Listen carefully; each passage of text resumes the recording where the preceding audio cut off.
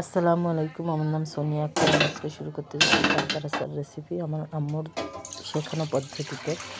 যাই হোক, আমি কড়াইতে পানি গরম দিয়ে দিচ্ছি, চুলার জালটা ধরিয়ে দিলাম এবং এবার ঢাকনা দিয়ে ঢেকে দিচ্ছি। তারপর আমি চালতাগুলো যে এরকমভাবে দেখতে পাচ্ছেন স্লাইস করে কেটে নিয়েছি। এবার আমি এগুলো সুন্দর করে পরিষ্কার পানি দিয়ে ধুয়ে নেব। যে এইভাবে একটা একটা করে ঢেলে ঢেলে পরিষ্কার করে ধুয়ে নিচ্ছি। ধোয়া শেষ হয়ে গেলে আমি এবার গরম পানির ভিতরে চালতাগুলো দিয়ে এবার ঢাকনা দিয়ে ঢেকে দিচ্ছি 10 মিনিটের জন্য। 10 মিনিট পরে দেখুন ফিরে আসলাম, অনেকটা সিদ্ধ হয়ে গেছে। এবার আমি নেড়ে নিচ্ছি খুন্তি দিয়ে।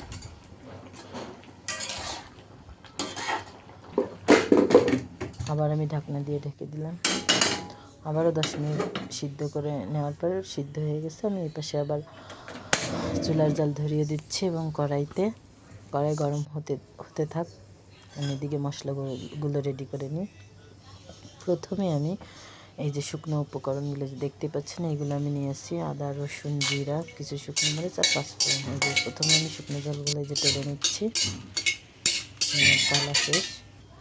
আমি তুলে নেব একটা বাটিতে, এটা আমি সাইড করে রেখে দিচ্ছি।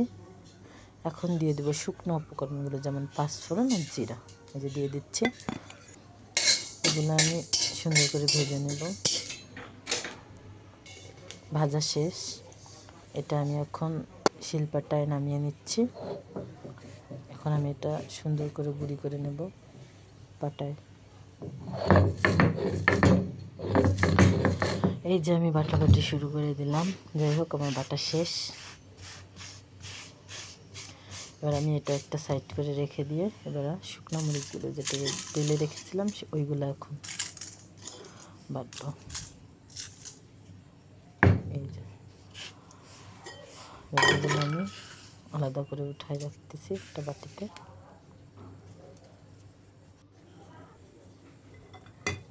এই যে ঝালগুলো আমার বাটা শেষ, আমি উঠাই রাখছি। এবার আমি রসুন আর আদা বেটে নিচ্ছি। যেটাও আমার বাটা শেষ হয়ে গেল। এটাও আমি উঠাই রাখতেছি। যাই হোক, আমার মশলাটা আর কি বাটা শেষ। আমার মশলাগুলো এই যে শেষ বাটা।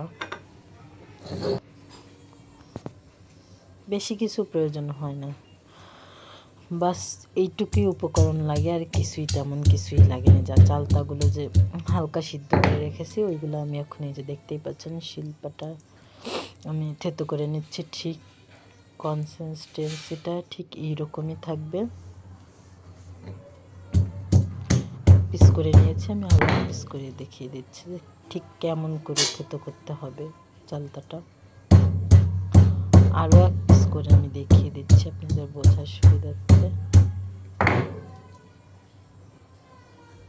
এই দেখুন,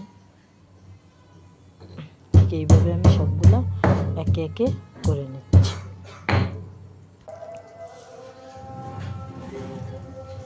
ঠিক এইভাবে আমার সবগুলো করা শেষ। এখন আমি চলে যাচ্ছি পরবর্তী স্টেপ। এই দেখুন, সবগুলো করা শেষে যে কড়াই বসিয়ে দিলাম। এবার সরিষার তেল দিয়ে পুরো আচারটা করব আমি। যে সরিষার তেল দিয়ে দিচ্ছি কড়াইয়ের ভিতরে। তেলটা একটু গরম করে নিতে হবে। দিয়ে দিচ্ছি পাঁচফোড়ন, অল্প কিছু পরিমাণে, দেখতেই পাচ্ছেন। তারপর দিয়ে দিচ্ছি যে বাটা মশলা, আদা রসুন পেস্ট দিয়ে এবার আমি নেড়ে নেব।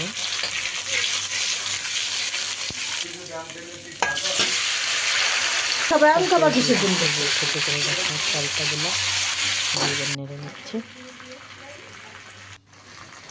তারপর দিয়ে দিচ্ছি লবণ, হলুদ দিয়ে আবার নেড়ে নেব। ঠিক এইভাবে নাড়াচাড়া করতে করতে হয়ে যাবে আমাদের আচার। ফিরে এলাম 5 মিনিট পর। দেখুন, ঠিক এইভাবে যখন চলে আসছে, এই যে আমি একটু জুম করে দেখানোর চেষ্টা করতেছি। এই পর্যায়ে দিয়ে দেবো চিনি। আমি এইভাবে 5 চামচের মতো চিনি দিয়েছি। এই দেখুন, 5 চামচ দিয়েছি চিনি।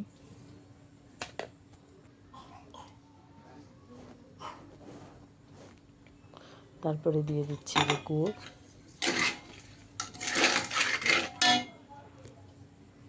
এক কাপের মতো গুড় দিয়ে দিয়েছি। আমি এই যে সুন্দর করে দুইটাই মিশিয়ে নিচ্ছি। আর মেশাতে মেশাতে আমার হয়ে গেল চালতা রাসা। দেখুন কেমন হয়েছে চালতা রাসাটা। এই যে নাড়ানাড়ি করতে করতে রেডি আমাদের আজকে চালতা রাসা। ধন্যবাদ সবাইকে।